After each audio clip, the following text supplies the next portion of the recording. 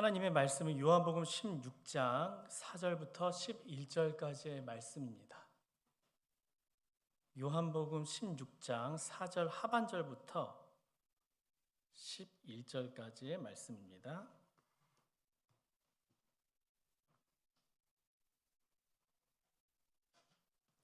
한 절씩 교독하면서 읽고 마지막 절은 함께 읽도록 하겠습니다.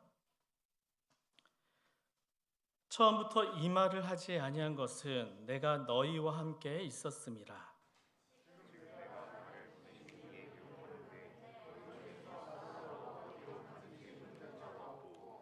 도리어 내가 이 말을 함으로 너희 마음에 근심이 가득하였도다.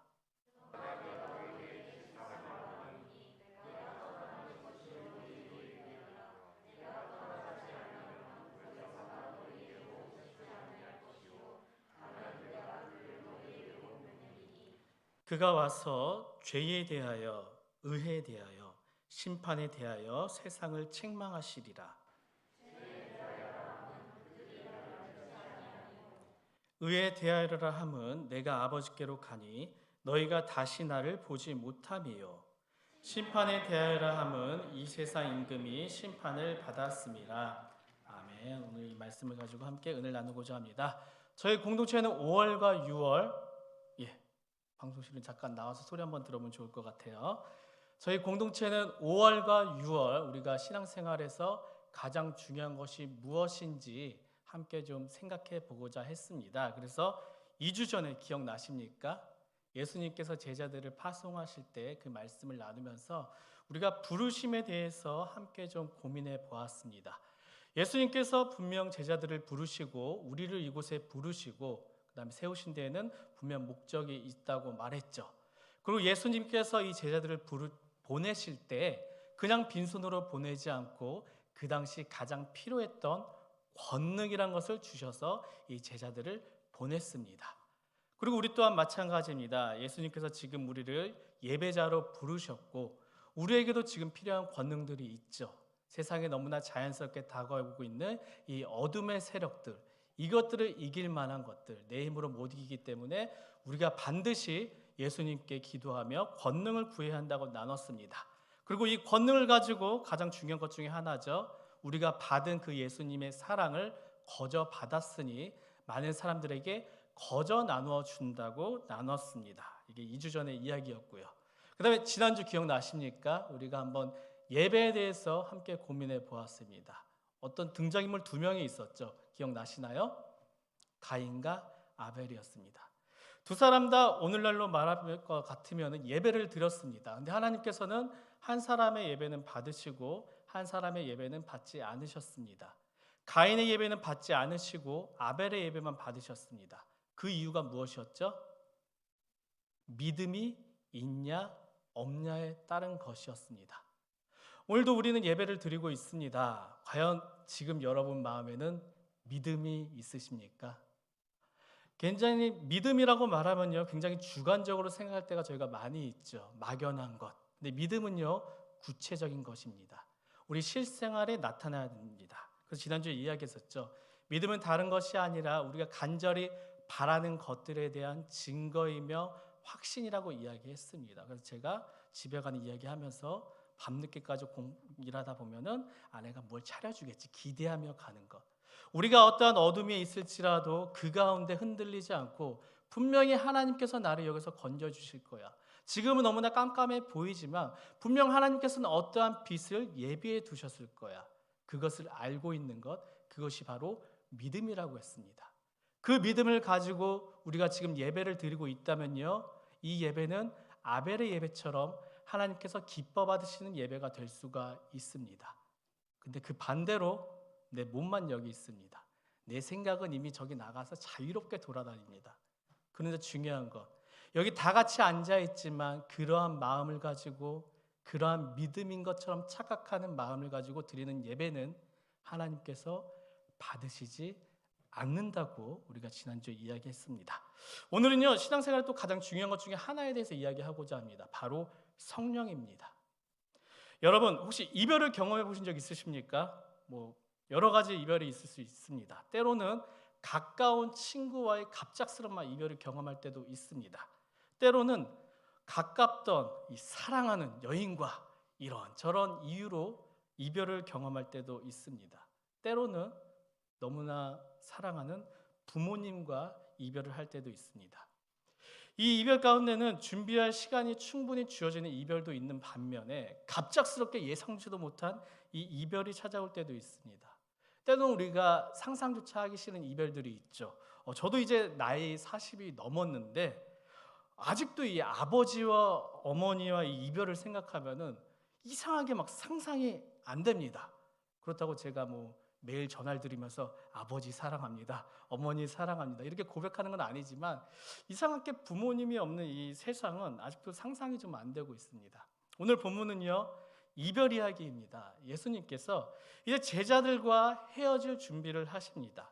십자가를 향해 한 걸음 더 가까이 가기 위해 예수님께서는 이제 제자들과 이별을 준비하십니다.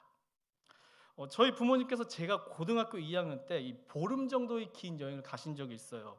저희 마음에 막 기쁨이 넘치죠. 아, 이제 자유다. 근데 그때 저희 누나는 이제 고3이었고 저희 형은 군대에 있었습니다. 그래서 결국 이 보름이란 시간 동안 살림 담당, 주방 담당은 이제 제가 맡게 되었는데 이 고이 그것도 남학생에게 이 맡기는 이 어머니의 마음이 그렇게 편하지 않습니다. 여행 가시는 그 아침까지 범이야, 밥은 이렇게 해야 되고 반찬은 여기 있고 너 강아지 굶기면 안 된다 이렇게 말씀하시다가 딱 출발하시기 전에 차에 타시기 전에 메모 하나를 주세요. 이만한 편지 같은 거였는데 거기에 제가 2주 동안 해야 할 일을 막 요모조모하게 막 다 적어 놓으셨더라고요. 지금까지 해왔던 말씀의 엑기스였습니다. 그리고 이제 부모님께서는 출발하셨어요. 2주 동안 이 어머님께서 주셨던 그 메모 편지 하나 때문에 저는 다행히 무사히 고3 누나도 잘 챙겨드리고 밥과 살림을 성공할 수 있었습니다. 예수님께서는 이 자신과의 이별로 인해 앞으로 이 충격을 받게 될 제자들을 미리 준비시키고자 하십니다. 육신으로 떠나시기 전에 제자들에게 그동안 함께하면서 가르쳐 주셨던 것, 그 중에 가장 중요한 엑기스를 정리하시면서 말씀하시는 부분이 바로 오늘 우리가 나눌 본문입니다. 이 시간 이 말씀을 통하여서 우리 신앙생활 가운데, 교회 생활 가운데 가장 중요한 부분을, 성령에 대한 부분을 다시금 우리가 확인해 보며 붙잡는 시간이 되길 간절히 바랍니다. 오늘 본문이 요한복음 14장부터 17장은 예수님께서 이 제자들에게 이제 하시는 고별 메시지입니다. 14장부터 17장까지 그런 내용인데 그중 14장부터 16장까지는 이제 제자들과 예수님 관계에서 나 이제 너희들 떠날 것이다 그러면서 제자들을 가지 마세요 막 이런 마음을 가지면서 서로 주고받는 이야기가 14장부터 16장까지의 이야기고 맨 마지막 17장은요 대제사장적 기도라고 해서 이제 예수님께서 근심하는 이 제자들을 위해 간절하게 기도를 드리는 하나의 고별 기도입니다. 그 기도를 드리기 바로 전의 내용이 바로 오늘 본문인 16장입니다. 오늘 본문 앞에 상황을 잠시 볼까요? 14장에서 이제 예수님께서 제자들에게 어떻게 보면 굉장히 좀 당황스럽고 섭섭한 말씀을 하십니다. 14장 1절부터 4절까지인데 같이 읽도록 하겠습니다. 14장 1절부터 4절까지입니다. 너희는 마음에 근심하지 말라. 하나님을 믿으니 또 나를 믿으라. 내 아버지 집에 거할 곳이 많도다. 그렇지 않으면 너희에게 일렀으리라. 내가 너희를 위하여 거처를 예비하러 가노니 가서 너희를 위하여 거처를 예비하면 내가 다시 와서 너희를 내게로 영접하여 나 있는 곳에 너희도 있게 하리라. 내가 어디로 가는지 그 길을 너희가 아느니라. 예수님께서 제자들에게 이제 먼저 이별에 대해 이야기하세요. 뭐라고 말하냐? 야, 나 아버지 집에 가야 돼. 근데 거기다가 예수님께서 내가 이 아버지 집에 가게 되는데 너희는 내가 그 아버지 집이 가는 그곳 어디를 가는지를 알 것이라 이야기합니다. 제자들 입장에서 이러한 이야기를 듣는데 얼마나 답답하겠습니까? 그동안 이야기를 보면은요, 예수님과 함께였기 때문에 제자들은 든든했습니다. 예수님과 함께하니 아픈 사람도 나았습니다. 예수님과 함께하니 하나님의 아들이라고 심지어 귀신마저도 힘을 못 씁니다. 때로는 몇 개의 빵으로 예수님과 함께하니 많은 사람들이 배불리 먹기도 하였습니다. 때로는 예수님과 함께 하니까 폭풍과 같은 이 파도도 별것 아니었습니다. 영원히 함께하며 이러한 기적들을 끊이지 않고 보여주시지 않았던 그 예수님께서 제자들에게 오늘 이별을 말씀하십니다. 제자들 너무 답답하고 충격적이었습니다. 그 누구도 그 말을 듣고 고요하게 먼저 말을 꺼내지 못하고 있었습니다. 그때 이 머리 회전이 빠른 도마가 하나의 질문을 합니다. 예수님, 우리는요 솔직히 예수님께서는 안다고 하지만 어디로 가는지 그 길을 알지 못합니다. 그러자 예수님께서는 다시 말씀하십니다. 14장 6절 7절입니다. 내가 곧 길이요 진리요 생명이니 나로 말미암지 않고는 아버지께로 올 자가 없느니라. 너희가 나를 알았더라면은 내 아버지도 알았으리로다. 이 말을 들은 빌립은 이 예수님께 아버지 하나님을 보여달라고 말합니다. 하지만 그런 빌립을 보시면서 예수님께서 말씀하시죠. 야, 네가 나와 그렇게 오래 있으면서도 왜 나를 알아보지 못하느냐? 나를 본 자가 바로 아버지를 본 것이며 내가 아버지 안에 거하고 아버지는 내 안에 있다. 그렇게 말씀하셔서 예수님께서는 이제 나는 비록 너희와 이별을 할 것이지만 너희에게는 성령이 올 것이라 말씀하십니다. 성령이 오셔서 때로는 변호사로, 때로는 친구로, 때로는 위로자로, 때로는 진리의 영으로 이 제자들과 함께 할 것이라고 말씀하십니다. 그런데 제자들은요, 이 예수님의 이 말을 듣고도 마음에 와닿지가 않습니다. 여전히 이 제자들은 이 성령의 이야기에 관심이 없습니다. 예수님과의 이 이별, 이 충격이 이미 제자들을 꽉 채우고 있었습니다.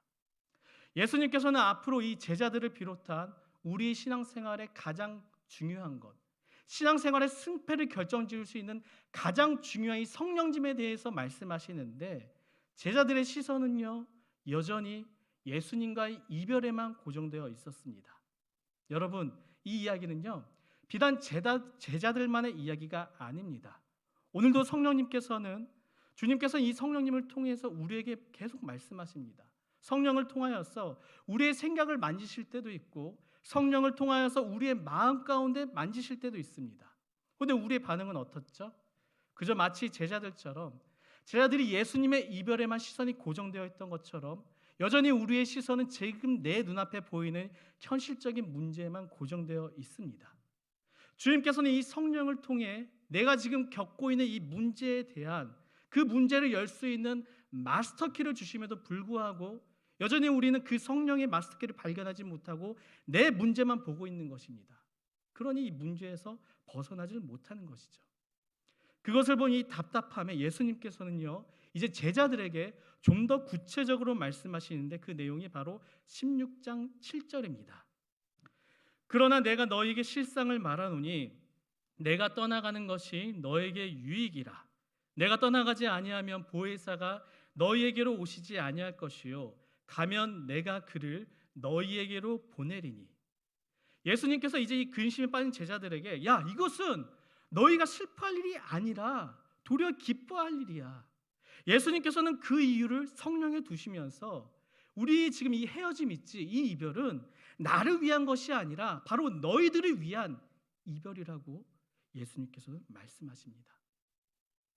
어떻게 예수님이 떠나시고 성령님이 오시는 것이 제자들에게 그리고 지금 우리에게 유익이 될 수 있을까요?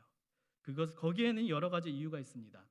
먼저 예수님의 이 육신적인 임재는요 물리적인 것입니다. 공간에 대한 한계가 있어요. 즉 지금 여기서 나타나신 예수님께서 9층이나 8층 막 유전부실 거기에선 동시에 나타날 수 없다는 것입니다. 왜일까요? 예수님의 육신은 우리가 가지고 있는 이 육신과 똑같은 인간의 몸이기 때문입니다. 물론 지금이라면 이렇게 영상을 찍으면서 뭐 8층에도 쏘고 5층에도 쏘고 다 같이 한순간에 볼 수는 있겠죠. 하지만 예수님과 이 얼굴과 얼굴 간의 만남은 한 번에 한 곳에서밖에 이루어질 수 없습니다. 만약 그렇더라면은 전 세계에 예수님을 알고 있는 이 사람들 중에 평생 가운데 예수님을 진짜 딱 한 번도 보지 못한 사람들이 굉장히 많이 있게 될 것입니다. 그런데 성령님이 오시면 이 물리적인 공간을 초월합니다. 성령님을 통해 모든 믿는 사람들이 예수님을 만날 수 있게 되는 것이죠. 그래서 요한복음 14장 18절 19절에서 예수님께서는요, 이 제자들을 위로하며 이렇게 말씀하신 것입니다. 함께 14장 18절 19절을 읽도록 하겠습니다. 내가 너희를 고아와 같이 버려두지 아니하고 너희에게로 오리라. 조금 있으면 세상은 다시 나를 보지 못할 것이로되 너희는 나를 보리니 이는 내가 살아있고 너희도 살아있겠습니다. 비록 예수님의 육신은 이제 죽으셔서 없어서 사람들은 예수님을 보지 못하게 되더라도 이 성령을 통해 제자들도 그리고 지금 우리들도 믿기만 하면 이 예수님을 언제든지 만날 수 있다는 것입니다. 두 번째, 이 성령의 유익은요, 이 성령의 오심으로 우리는 하나님과 감히 언제든지 교제할 수 있게 된다는 것입니다. 다 알고 있는 것처럼 구약 시대에는 하나님을 함부로 못 봤습니다. 하나님을 만나면요 죽었어요. 하나님께서 너무나 거룩한 존재이기 때문에 하나님을 볼 수가 없었습니다. 단 딱 1년에 한 번 대제사장만 성소 안에 있는 이 지성소에 들어가 하나님을 만날 수 있었습니다. 그런데 성령님이 오심으로 신기한 일이 생기게 됩니다. 그 일에 대해 14장 20절은요 이렇게 표현하고 있습니다. 그날에는 내가 아버지 안에 너희가 내 안에 내가 너희 안에 있는 것을 너희가 알리라. 굉장히 좀 헷갈리죠. 성령을 통해서 예수님께서 우리 안에 있다는 것입니다.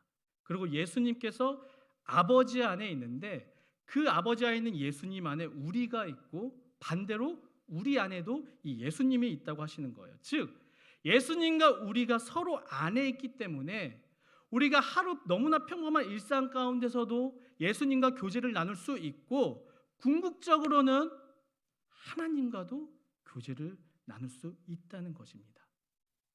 마지막 세 번째로 이 성령님께서 오시면요 성령님을 통해 예수님의 가르침을 생각나게 합니다. 14장 26절이에요. 보혜사 곧 아버지께서 내 입으로 보내실 성령 그가 너희에게 모든 것을 가르치고 내가 너희에게 말한 모든 것을 생각나게 하리라. 이 말이 무엇이냐?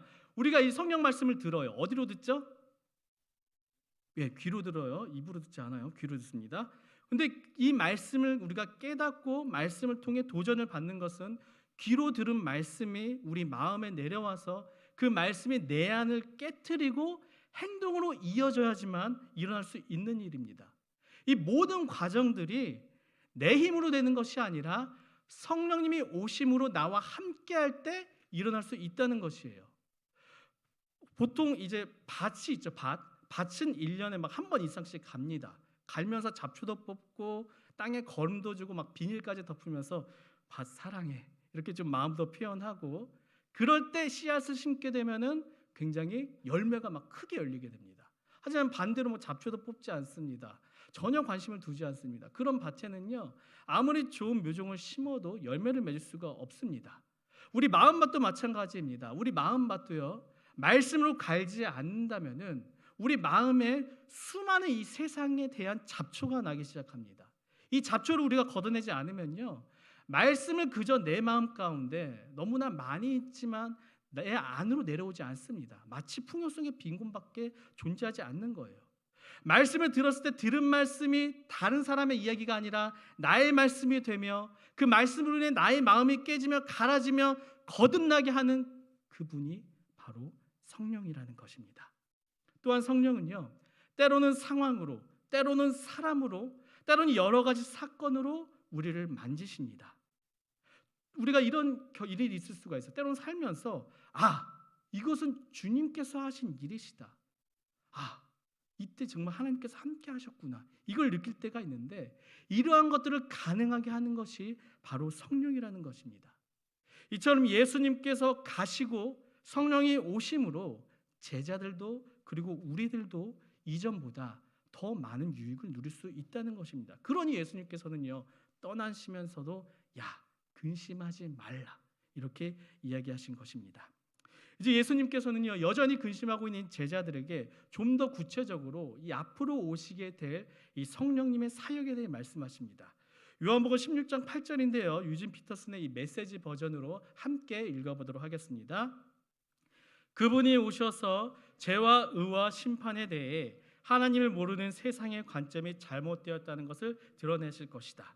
이 구절을 보면은요, 앞으로 성령이 이 땅에 오셔서 이 세상의 관점이 잘못되었다는 것을 드러낸다고 말씀하시는데요, 그것에 대해 세 가지, 이 세상이 모르고 있는 것 혹은 잘못 알고 있는 것에 대해 성령은 이야기한다고 합니다.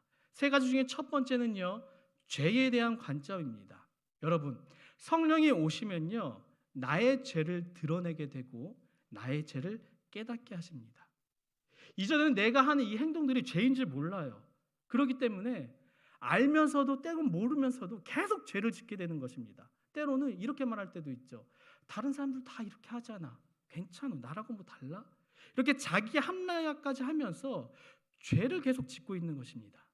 그런데 이 성령이 오시면요, 우리의 죄들이 훤히 드러나 도저히 그 드러난 죄를 바꾸지 않고서는 내 자신을 못 견디게 만듭니다. 그 잘못됨에서 완전히 180도 턴하게 만듭니다.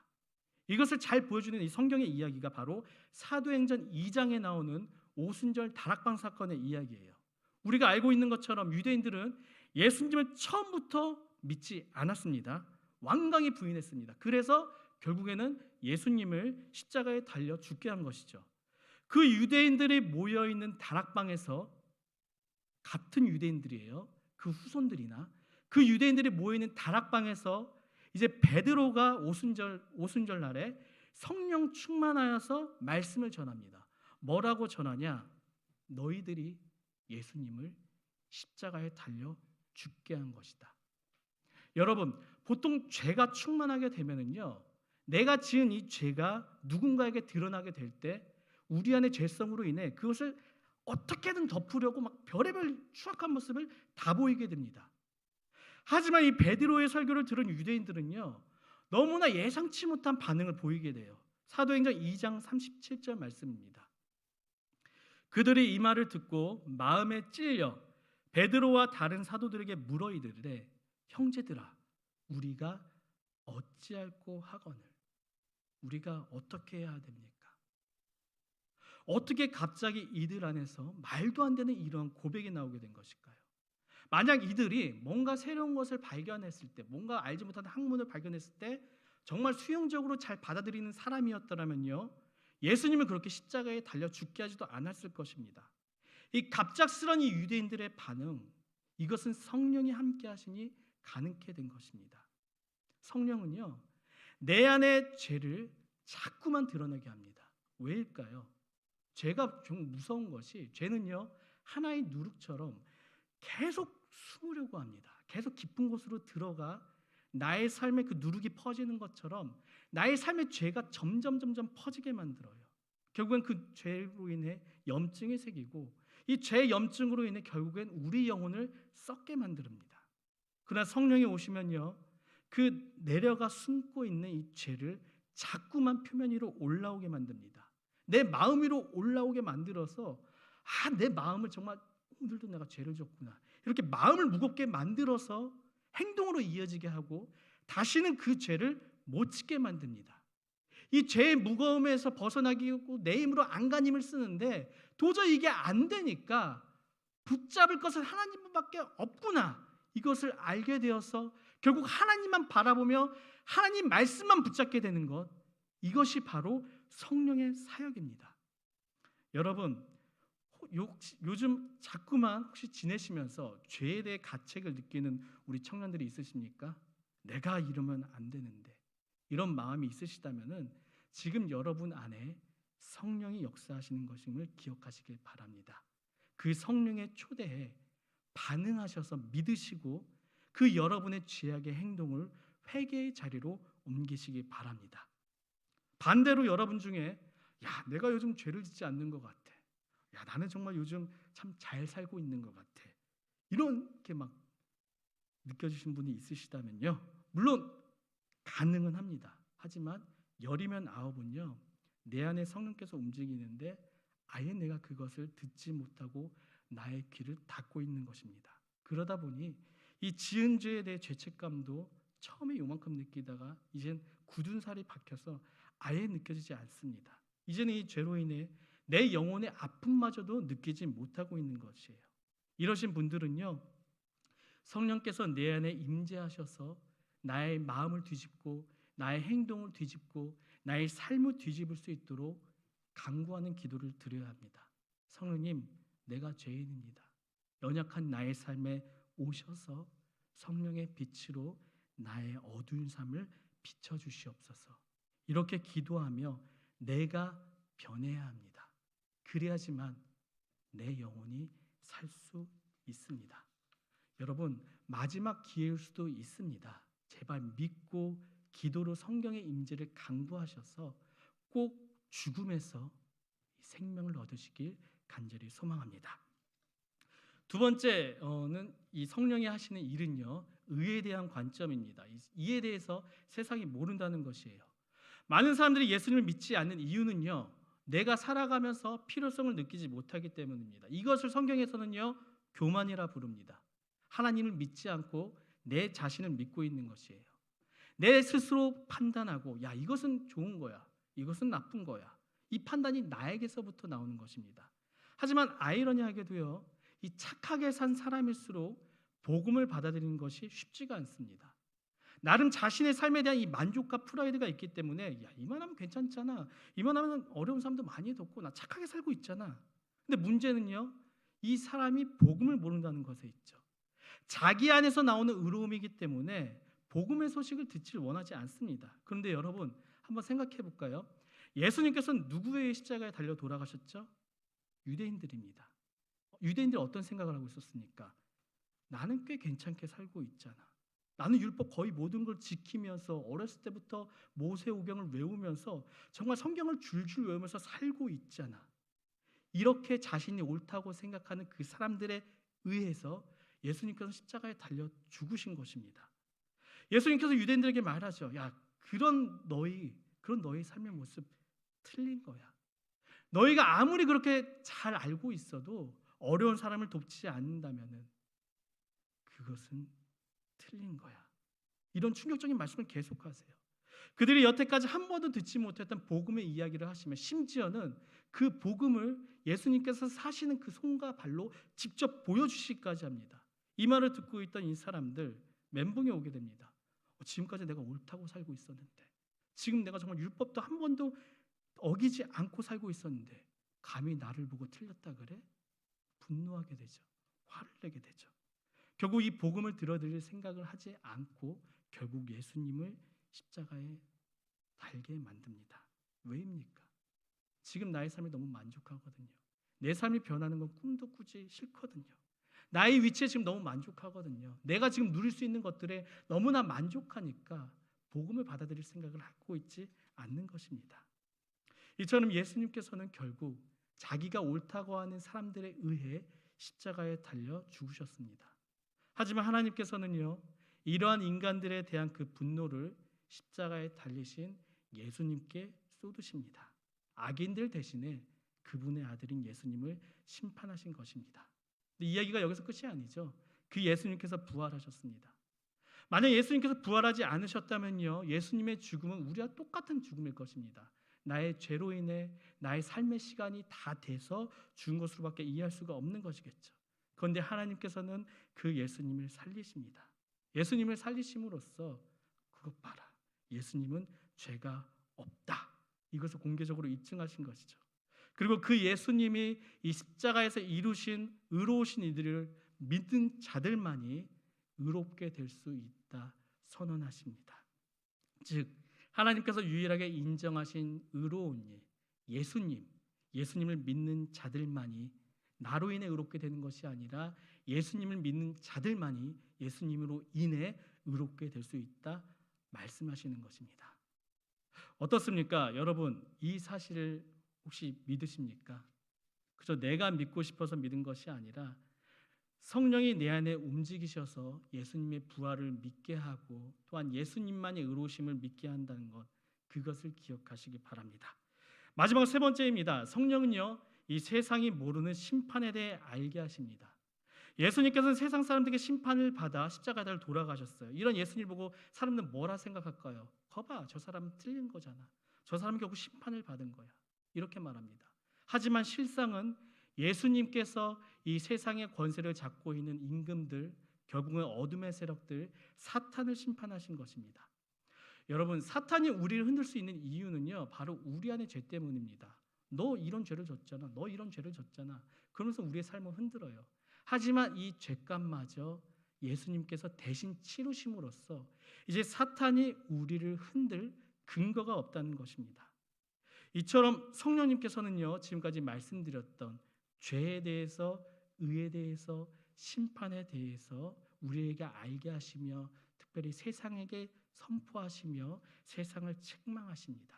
잘못된 것이라고. 근데 중요한 것은요, 이 책망은 믿지 않는 이들을 백철시키기 위한, 너희는 땡이야, 완전히 버리기 위한 책망이 아닙니다. 모르는 이들을 알게 하고 믿게 함으로써 다시금 하나님 나라에 들어오게 하려는 성령의 사역입니다. 말씀을 마치고자 합니다. 오늘은 성령 강림 주일입니다. 성령, 어떻게 보면요, 굉장히 좀 어렵게 느껴질 때가 있습니다. 예수님께서는요, 오늘 말씀 가운데 이 제자들에게 이제 이별을 말씀하십니다.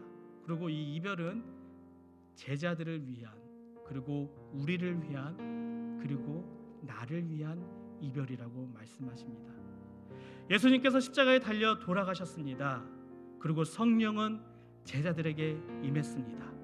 그리고 성령은 이미 오늘 우리에게도 임하셨습니다.